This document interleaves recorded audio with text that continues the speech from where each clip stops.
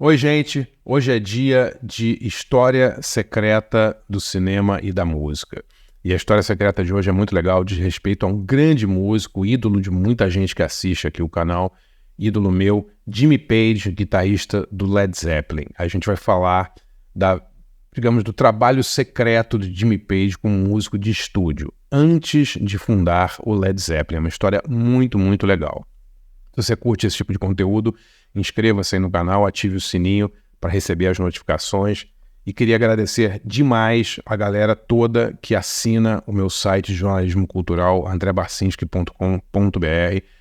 É graças a vocês que eu consigo fazer, inclusive, esse canal de YouTube aqui. Conheça o site lá, acho que você vai gostar, andrebarcinski.com.br.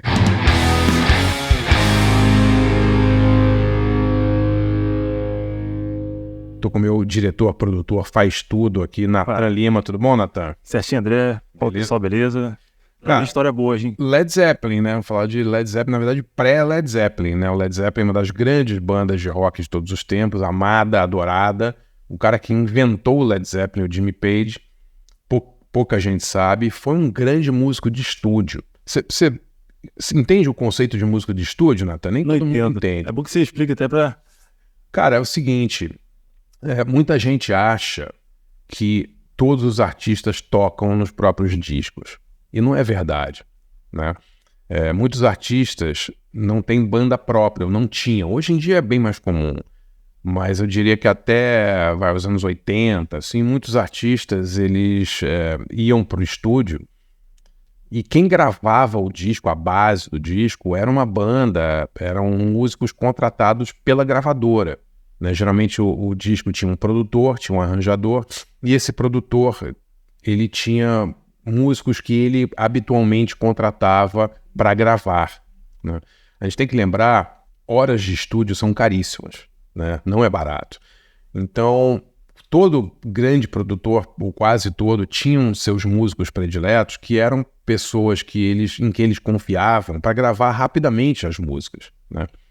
Então, vou dar um exemplo. Sei lá, o Odair José chegava para gravar na CBS, no caso, lá no, sei lá, ou depois na Philips, nos anos 70. Ele tinha as músicas dele, o arranjador, produtor, chamava as bandas, né, fazia o arranjo das músicas, essa banda gravava a base da canção e o Odair ia lá e cantava em cima. Isso era simultaneamente ou em momentos separados, depois sincronizava tudo? Não, eles gravavam cada um, geralmente a base era feita antes e o cara gravava já ouvindo a base pronta, né, ou pelo menos uma pré-mixagem ali. Mas isso, eu falei do Odair José, mas quase todos os cantores, compositores ali dos anos 60, 70 e 80 acontecia isso. Né? O rock brasileiro, pouca gente sabe, mas o Roupa Nova, a banda Roupa Nova, gravou vários discos de rock brasileiro como banda de estúdio.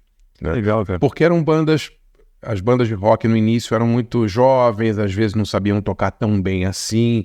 O produtor, a arranjadora, a gravadora ficava preocupado de os músicos levarem muito tempo para acertar no estúdio, né? Então, é uma coisa que era corriqueira, assim, era normal você ter músicos de estúdio gravando as bases das canções. Nos Estados Unidos existiam, e no Brasil também, dezenas de bandas de estúdio que só faziam isso, né?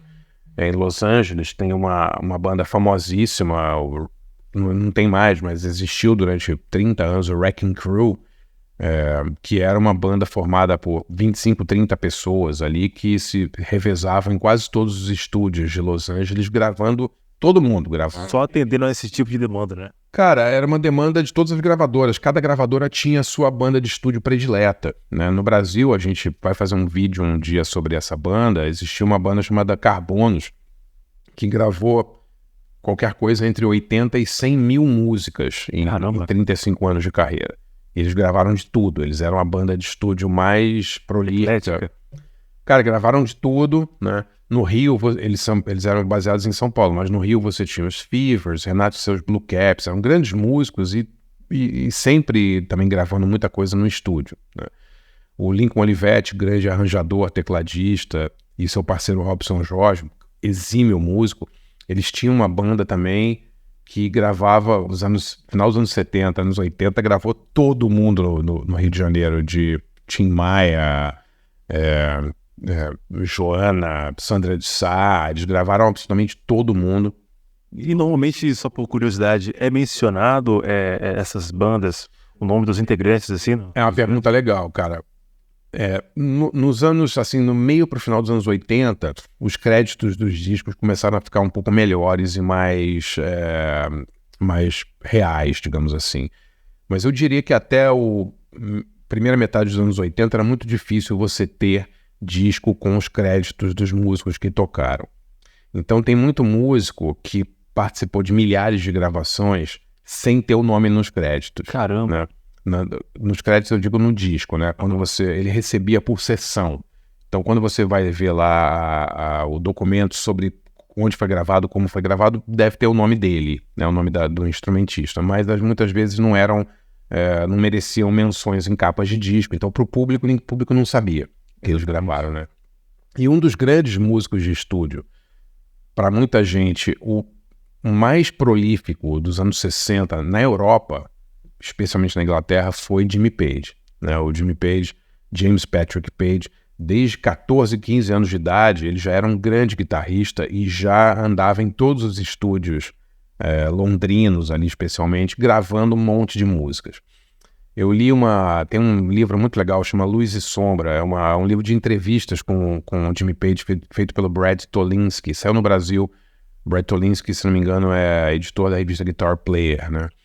E o Tolinski fala no livro que, eu não sei se esse número é real, mas ele fala que o Jimmy Page gravou mais ou menos metade das músicas que foram feitas em Londres no início dos anos 60. Isso é uma proporção gigantesca. Cara, é uma coisa absurda. É uma coisa absurda. Ele fala até, acho que se não me engano, 60%. É uma coisa ridícula, isso é muita coisa. Caramba! E o Page, realmente, ele fez centenas de gravações com muitos artistas, muitas vezes não creditados. Algumas das mais famosas, vamos lá. Quem gosta aí de 007 lembra do filme Goldfinger, né? E a música famosíssima, cantada pela Shirley Bassey, Goldfinger, banana. A guitarra é do Jimmy Page. Caraca! A música que lançou The Who, I Can't Explain, tem um riff de guitarra muito legal no início. O Jimmy Page fez guitarra base nessa música do The Who.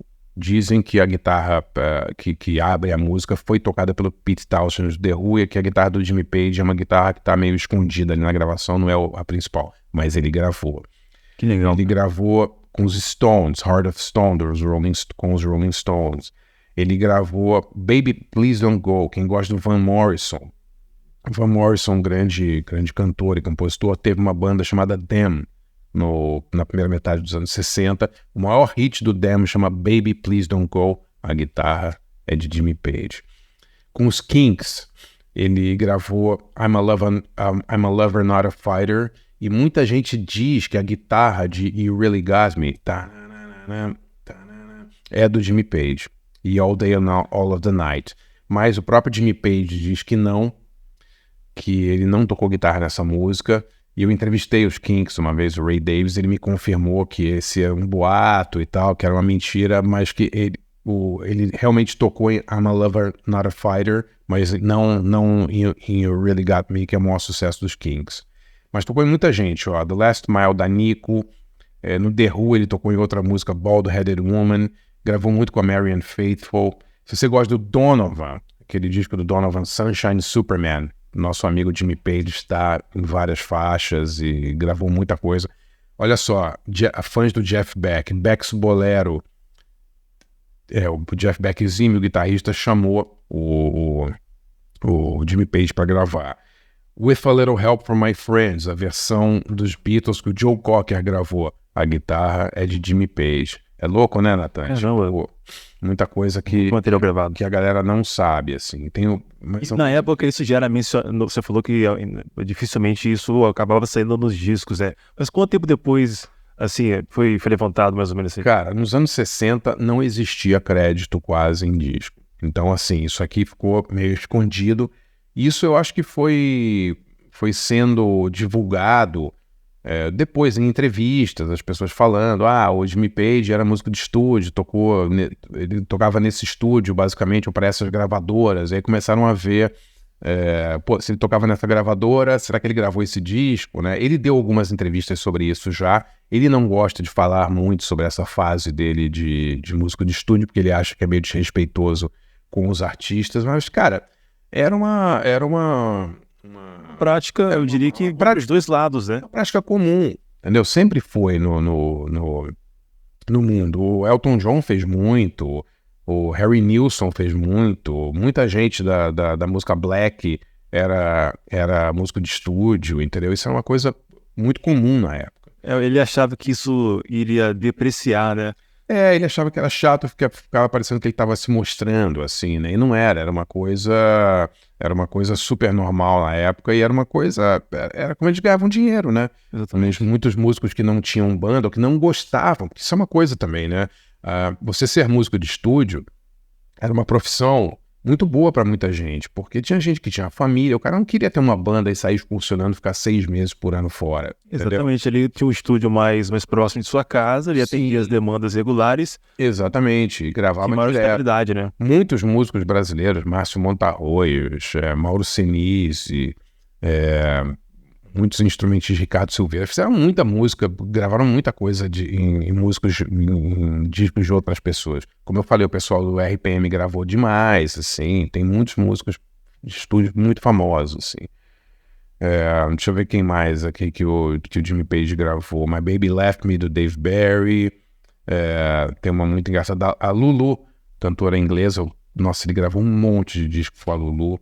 E se você procurar, você vai achar no YouTube vários vídeos procura Jimmy Page Session Musician, ou você vai achar um monte de vídeos com compilações dessas músicas que ele tocou. E é muito divertido ficar ouvindo os riffs de guitarra e tentando identificar as músicas do Jimmy Page. No meio de um compilado musical, tentar identificar onde é que ele participa. Cara, as pessoas, é muito engraçado, né? Os bastidores de gravações, assim, o público em geral acha que todos os músicos, né, a pessoa que grava, que assina o disco, que ela fez tudo naquele disco. E muitas vezes não é, muitas vezes ela põe só a voz, né? É engraçado, quer dizer, traz as músicas, claro, muitas vezes são compostas pelos intérpretes, mas toda a base musical é criada por produtores ou por arranjadores com esses músicos de estúdio. É uma coisa de praxe, assim, no mercado musical há muitos anos, e o Jimmy Page foi um dos maiores. Ele parou, né, quando, no final dos anos 60, que ele criou o Led Zeppelin, ele parou, assim, fez mais esporadicamente, né? Continua fazendo. O Joe Cocker é de 68, ele faz o Screaming Lord Sutch, 1970. O Jimmy Page ainda grava com um músico de estúdio a música Thumping Beat do Screaming Lord Sutch, ou seja, mesmo no iniciozinho ali do Led Zeppelin, ele ainda continuava trabalhando em estúdio. Legal, esse ecossistema de produção musical é complexo, né? Dá para perceber o volume de pessoas empregadas de uma produção musical. Exatamente, as pessoas não se ligam como a indústria musical gerava emprego para um monte de gente que às vezes não aparece, né? Então, exatamente. Um disco você tinha todo mundo que trabalhava no estúdio, você tinha a galera que trabalhava na prensa para fazer os discos, você tinha a galera que fazia as capas dos discos, quer dizer, a indústria musical, ela gerava muito emprego e para muita gente que é meio herói anônimo ali, né? Que as pessoas, o consumidor, digamos, o fã, não conhece, não sabe quem são. Você acha que hoje em dia reduziu bastante esse volume de mão de obra empregada nesse processo? Reduziu muito porque, basicamente gravadoras hoje mudaram totalmente, né? Elas não são o que eram antigamente, né? As gravadoras eram grandes corporações que tinham divisões, né? Você tinha divisão de artística, você tinha divisão comercial, você tinha toda essa divisão, e elas produziam discos no sentido literal da palavra, né? Elas faziam a gravação e elas produziam o disco até chegar ao consumidor, né? Legal. Muitas gravadoras tinham, inclusive, fábrica própria, prensavam os próprios discos, né? Então, é uma coisa impensável hoje, né? Exatamente. Hoje em dia, todos esses processos passaram para alterações ou por inteligência artificial ou por processo de automatização. Digitalização, né? E você perdeu essa... Eu costumo dizer que a classe média da música, e por classe média eu não quero dizer média de talento, estou falando classe média significando essa massa de pessoas que viviam da música, mas não eram astros, né? Foi totalmente negligenciada assim, pela revolução digital e hoje em dia sofre muito, né? Existia no mercado musical, até o final dos anos 90, uma cadeia produtiva, né? E digamos, uma estrutura comercial e industrial nas gravadoras que era sustentada pela venda de discos, né? E que incluía, como eu falei, gente que as pessoas nem sabem, né? O cara que embalava os discos, o divulgador da gravadora, o cara que fazia os rótulos, né? É louco, né? Tipo, como a indústria musical movimentava uma série de pessoas. Os donos de estúdio, as pessoas que trabalhavam em estúdios, fornecedores de material, né? Era um ecossistema, né? Digamos assim, que existia muito em função... Então, é muito legal você ver artistas, muitas vezes celebrando o sucesso de outros nos anos 70, 80, ou gravadoras até rivais, porque o sucesso de um artista de uma gravadora impulsionava o mercado como um todo. Aquecia o mercado, né? Aquecia o mercado, então era bom para todo mundo que todo mundo estivesse bem, né? Não era bom que uma gravadora estivesse bem e as outras estivessem ferradas, né?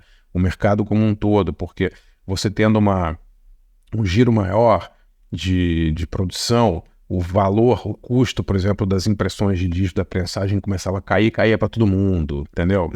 É muito legal como o sucesso retroalimentava a indústria, assim. É fascinante, né? Pô, muito legal, cara. É interessante entender isso, porque a gente enxerga essas modificações, né? Não só... A gente está falando do ecossistema de produção musical, Sim. Mas isso acontece em inúmeros outros processos hoje em dia, né? E é curioso, não sei dizer se é triste, mas é curioso entender isso, porque é um processo muito grande. Eu acho um pouco triste, estou falando do setor musical, especialmente, porque você tinha muita gente envolvida na feitura, na produção de um disco, e muita gente boa envolvida. Então, eu acho que a gente tem a tendência a vilanizar as gravadoras, né? Nossa, os caras só queriam saber de lucro. Claro, só queriam saber de lucro. Eram empresas comerciais, né? Num mercado capitalista, todo mundo queria se dar bem. Mas você não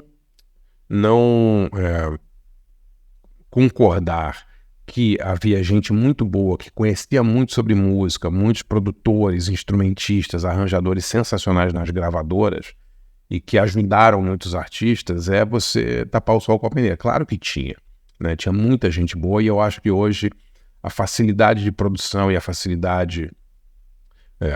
um moleque no quarto dele faz um disco, legal pra caramba, super bacana, democratiza tudo. Mas eu acho que às vezes falta uma peneira, digamos assim, né? Pessoas que são mais experientes analisando aquilo, vendo o que poderia mudar. Claro que gravadoras atrapalharam também a vida de muitos artistas, isso é uma coisa normal, isso é uma coisa que aconteceu. E elas visavam sim lucro e eram empresas como qualquer outra que tinham seus problemas. Tinham que visar a sobrevivência também, né? Exatamente, mas você negar ou não concordar que a presença dessas pessoas lá ajudou a melhorar a música e a música que chegava até as pessoas, eu acho errado. Interessante, cara. Interessante, né? Galera, gostaram desse conteúdo? Espero que sim. Se você gostou, conheça meu site de jornalismo cultural, andrebarcinski.com.br. É lá que eu escrevo. Hoje eu só escrevo lá. Publico 15 a 18 textos inéditos por mês sobre cinema, música e livros. Faço cursos, faço os debates. Dê uma olhada e assine andrebarcinski.com.br. Valeu demais, até amanhã.